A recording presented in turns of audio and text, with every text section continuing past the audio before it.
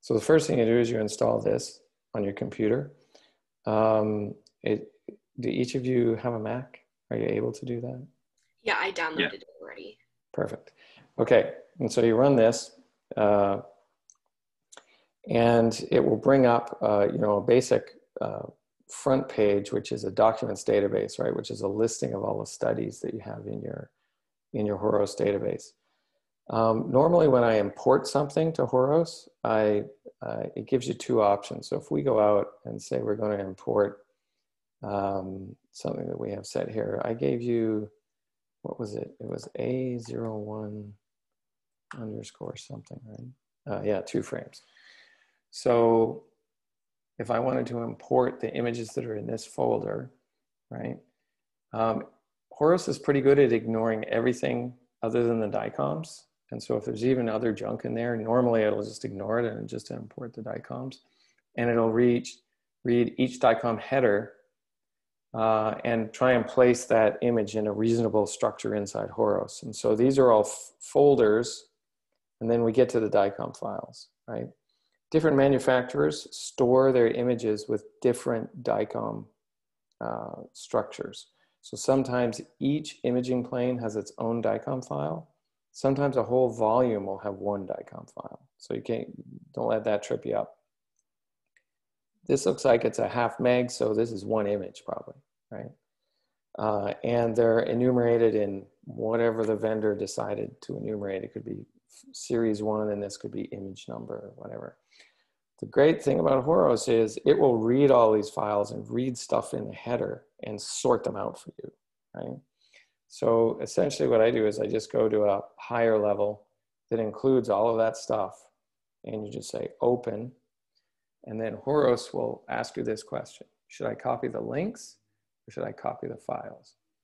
If you copy the files, it will create an additional copy of all those files on your computer in a place called Horos database, right? And so it'll put new files there that are replicants of the old files. So if you want to optimize disk space, I usually just say copy the links, right? And so when you copy the links, it will read in the files, right? And it'll make a new entry in this thing. And where will it? It should have a little orange plus sign since I just read it in. Okay, there it is, right? So that little orange plus sign says that's the study you just read in, if you have many hundreds of studies like I do here.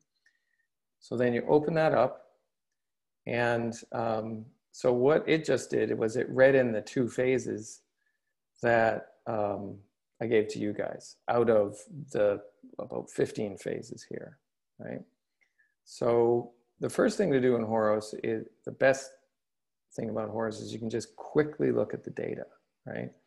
So what these percentages mean here, and forget the first digit, but the 00, 08, 15 is 0% through the R to R cycle, 8%, 15%, 22%. So we're stepping through the R to R window of the QRS.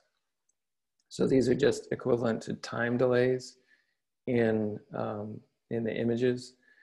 If we read in, let me see what I got here. There's 256 images in each one of these. You can think of this as a folder, right? So this is the patient name, and then these are the folders under the patient name. That means there's 256 slices represented in this. And this is where modern computing is wonderful, because I can, without much hesitation, say, okay, I'll download, let's say, all of this stuff from, well, let's go from 0% to 295. So that's 1 R to R. I have extra images on the end. Then you say 4D viewer, okay? And it's going to take this whole set of these volumes, these are 256 slices each, and load them into memory inside Horos. And so 4D viewer, and now I can look at my first set of slices, and what I'm doing is I'm taking 2 fingers and I'm going up and down on my mouse pad, or you can take the arrow and you can run up and down here, right, to go through the slices. You can also use the left, right arrow keys to go one slice at a time, okay, in space. So, you know, you can quickly just look at the picture, right, and see what we've got. For this patient, for example, we have, you know, the left ventricle, right ventricle. It looks like most of the contrast is in the left side of the heart right now, and in the aorta, descending aorta. This is the patient's chest cavity with ribs, right, and their sternum. And you can see there's a lot of space between air and their sternum. So this is actually a fairly large person just by looking at the CT. So we'll be challenged probably with signal to noise because the x-rays have to get through this person. So again, going with my 2-finger method, I can raster up and down and make sure all of the slices look okay. And if you notice, so that does look okay. See all the bright stuff coming in the aorta? That's calcium on the wall of the aorta. That's never a good sign, but this person, you know, we don't have their age, but they're probably old enough, obviously, to have a lot of calcium on the wall of their aorta. And so these images that we've loaded here are in the axial coordinates. That means they're, when you look down the bore of the scanner, these are like perpendicular. So we can take a look at the 3D view and get an idea of what that means. So let's look at this. Oh, first, remember I downloaded, I don't know, 14 time frames or something? If I do the up and down arrow on my computer instead of the left, right, first make it active, I go through time at that slice, right? So now I'm staying in the same slice in the patient, and I'm looking at all those different time frames. And if I just hold the button down, I can watch a movie. So that's my down arrow. I'm going forward in time. And you can see that this is playing forward in time. If you want to set your view to a specific time frame, you just click this arrow back and forth. You can play that movie I was just doing that way, and then stop it. This is the first, second, third, fourth, fifth, sixth, seventh time frame is here, right? So we'll look at the 7th time frame there. I can then go to look at different views of that volume. This is called 3D MPR off to the side here. And it will bring up 3 panels. And I've set this view. How do you set this view? I think it might be one of these. I'm looking to see if it'll tell me. Maybe, as you can see, there's a ton of stuff on here. Image tiling. Yeah, 1 row, 1 column. Well, I don't know. I don't know how it puts them up in this view. You'll have to hunt around for that. But if it comes up in a different set, I would go back to this where you have, this is the sagittal view. Chest or anterior wall is here, posterior down here, that's their back. Left, right, anterior, posterior, right? And then this is inferior, superior, and left and right. Okay. Now you can move through the volume, you know, with this cursor to take a look at things. And so I have the same axial slice, and the orange line tells me how I'm cutting the volume to look at this. I'm sorry, this slice here, this sagittal slice. So there's this little orange thing up there, tells you that's the orange slice. And then the horizontal line is the coronal, which shows me this view. So that's just like slicing the top off and looking at it that way. Now, the other great thing for cardiac imaging is I can adjust the angle of those views. So if I want to put, and this is what I always do when I'm looking at the function of a heart, I'll take this. You can actually put this down towards the apex and then, you know, center up the angle so that this line is going between the, you know, this is the mitral valve plane here, you know, sort of bisects the corners here. This is the short axis view, it's called. It's going through the apex of the heart. And then here it looks like we're tilted down towards here. So I'll just rotate that up just a little. And that gives me the classic views of the left ventricle. When I now go here, use two fingers once again in order to page through the views inside this window, it moves the cursors over here. And so this view is called the mid level. So it's halfway through the heart. This is a short axis view. This is called a four-chamber view because you have the left ventricle, the right ventricle, basically the bit of the right atrium and the left atrium, all in one view. And this is called a two-chamber view because you have the left ventricle and the left atrium in that view. These are classic views. The other classic view for looking at the heart would be to take this and rotate it approximately 45 degrees to go to the place that I haven't seen yet. And the rotation, I usually adjust the rotation amount such that I can see the aorta and I can maybe move the center a bit. Well, this is a weird geometry actually. So here, move this down. So there's the aorta. So this is the left ventricular outflow tract here. And we can look at the structure of the outflow tract. And so we're cutting through the patient along this plane, and then we cut through the heart to see the left ventricle and the aortic outflow tract. And this is called a parasternal view. And this is sometimes called a horizontal view because it's kind of parallel to the floor. Right? So those are the classic views that you can get. Inside each one of these windows, we can zoom up. And so if you go to the 2D viewer, pull down and say scale, you can tell it to go actual size and it will zoom this thing up in your field of view so that you get a better look. I believe if I double click on this, it brings up just that view. And I can, again, with my two fingers, page up and down and look at the different short axis slices, right? So this is the left ventricular muscle. And what you guys are interested in is isolating these things, which are the coronary arteries, right? And that's running down the central groove between the RV and the LV is this coronary artery.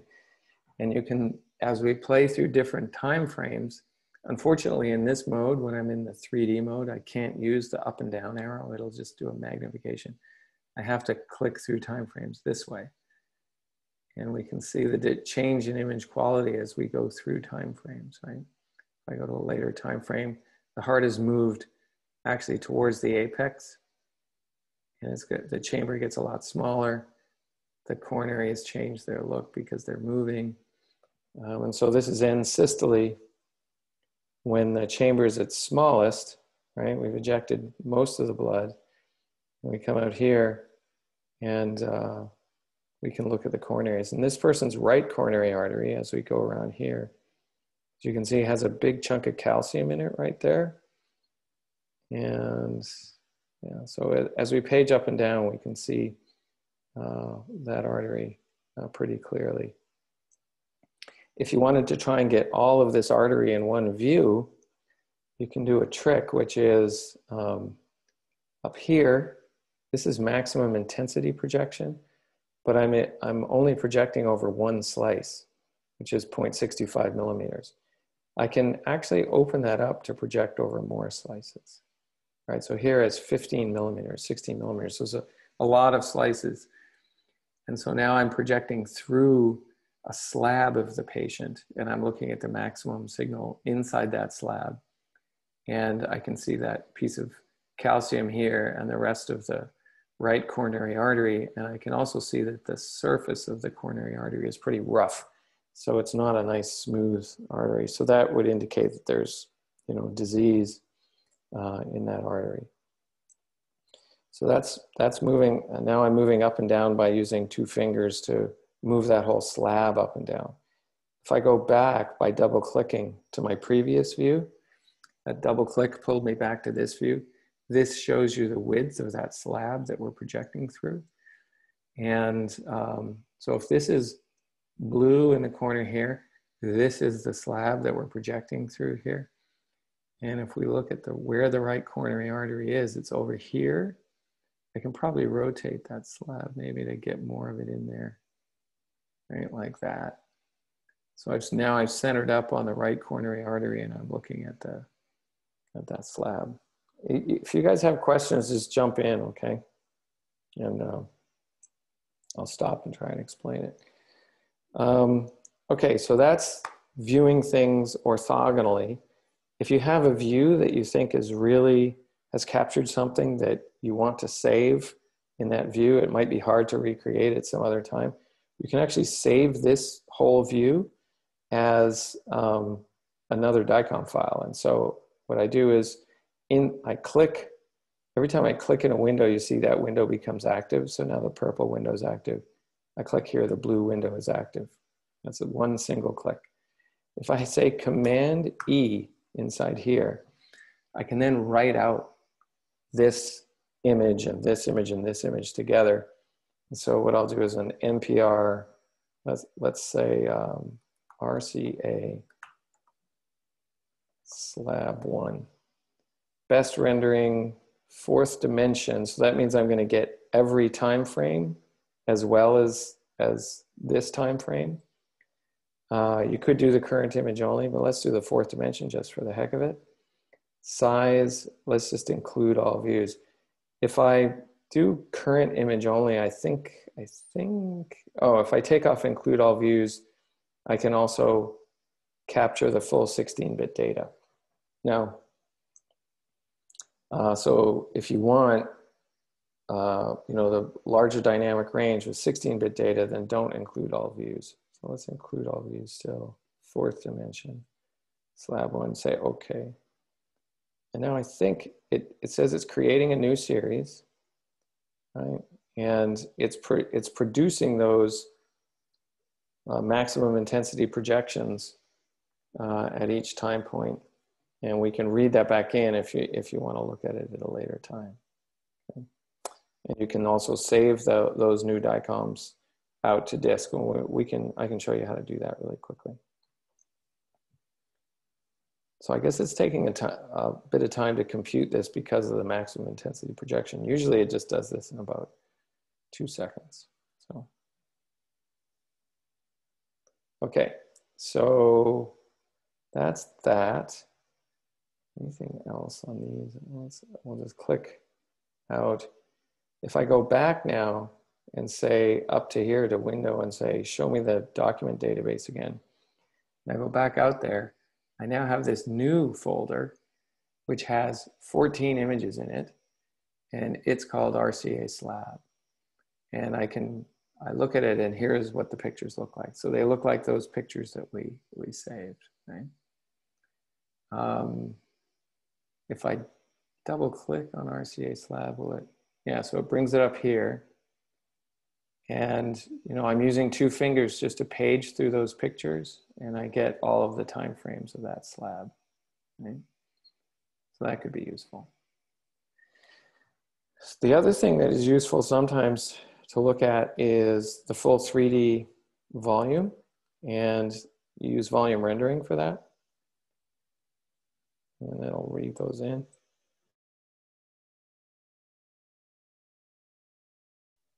Excuse me, I had to sneeze. Okay, so here you can see the whole volume that's included in our data. These buttons allow you different controls to look at this volume. And so the first one we're going to look at is this button. So a single click on it. And now when I move my mouse, if I press down the left button and drag the mouse, it'll change the center and window of the display. So if I push down and go down, everything above a certain level turns white. If I go up, everything below a certain level goes dark. And so here I can set what level I'm going to look at. And then when I go left and right, it changes the window width. So there's a very wide width, very narrow width. So if I go down once again with that width, I can start to create. So now I'm moving at an angle. So I'm changing the width and the brightness at the same time. All right, this takes a little getting used to, but you'll get used to it. And so now you've set. Now let's click from the center and window control to this box, this cube, do a single click on that. And now when I press the left button and pull around, I can rotate the angle, the view angle. And so if you want to look in at just the heart, you can then take these scissors and essentially left button down and then just drag the mouse around like this. And now everything inside this sort of cone or cylinder or irregular cylinder, if I hit enter or return, it'll keep everything inside. So I'll hit return. And if I hit delete, it would delete everything inside. So you can do the complement as well. And so now I've gotten rid of the ribs and the spine, a lot of it. I can now rotate again like this. And I have a more clear view of the heart. Notice the things that you're interested in are these little wispy things here. Those are the coronary arteries. So let's go to magnifying glass, click on it once, zoom up, okay, and then go back to my cube and take a look and see if we can see that coronary artery. That's the right coronary artery coming off here. So our center and window is not adjusted well to see that whole artery. So why don't we go back and we'll see if we can include more of it. Okay, so I've included more, get a better picture of what is included from that artery here. All right, so you can see also the calcium that was there. And why don't we get rid of the descending aorta just for grins. So I'm going to go back to my scissors, come here.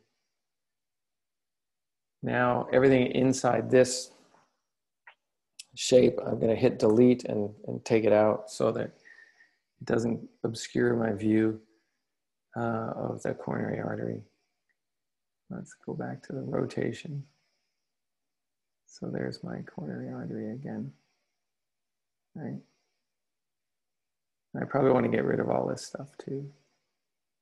But now one of the interesting things is now that you've got this, you can also watch a movie, see how it moves over time.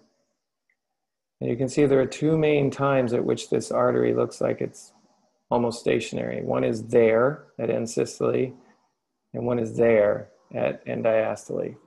And the other positions, it seems like the artery is in motion and the images get kind of blurry, right, because of the motion artifact.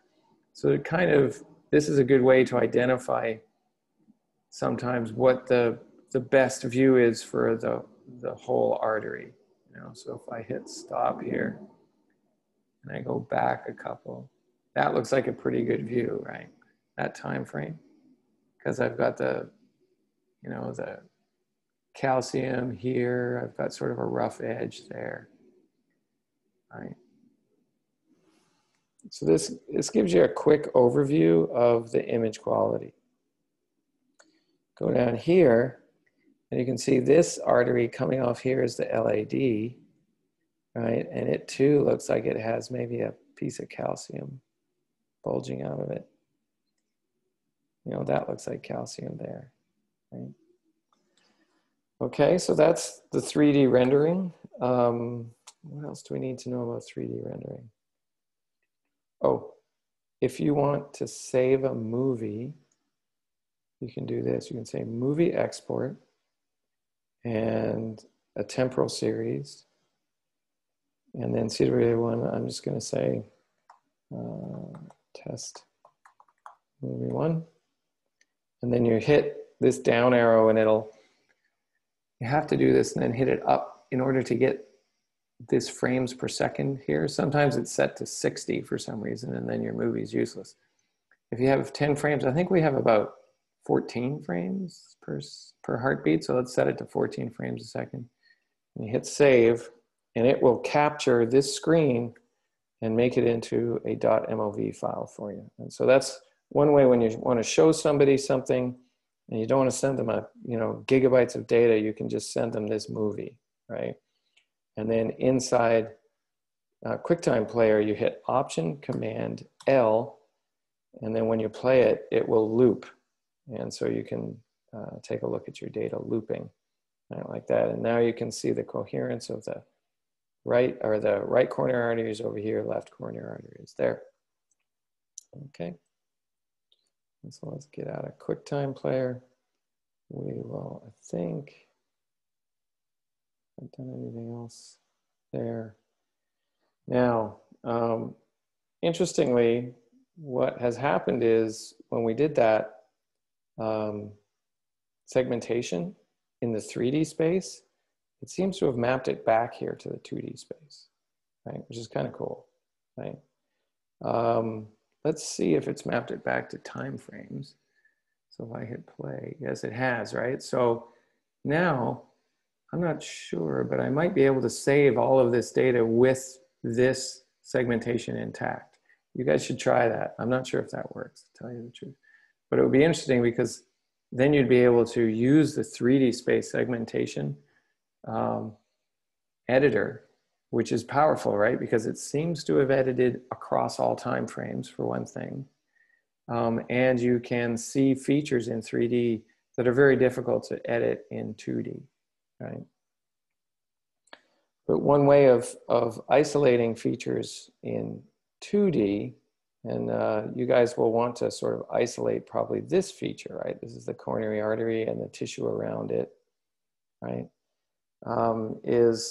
Is just to put a, maybe a center line through it and then a radius around it that goes through space. The previous team may have already done this for you in MATLAB. In order to do that, you can do segmentation or what's called a 3D curved MPR. I do not know how to do this. I've never used this, but it may be useful for you guys because you want to put points along this coronary artery in 3 space and have that plane, that curved, multi-planar reformat come up as a picture. So I would look, just Google Horos or Osirix, which is the commercial version of this program, 3D curved MPR, and you'd probably want to learn how to do that as well. Okay, let me see. The other thing I was going to show you is if you want to save something that you've created, right, you can select it and then go to export. Hit export and then the CWAO1, and then you can even put it in a new folder and say my export right here, and then hit choose. And it will write these images, these 14 images, or however many are in that folder. And you can do it for multiple folders, not just one folder. I mean, you can select the whole study and export it, right? Or you can select folders and export them. Then when we go out, okay, it made a new folder, my export. And in there, it made the structure with new DICOMs, and there should be 14 of them, and there is, right? Each DICOM is quite big. It's 10 megabytes because it has all that stuff on it, right?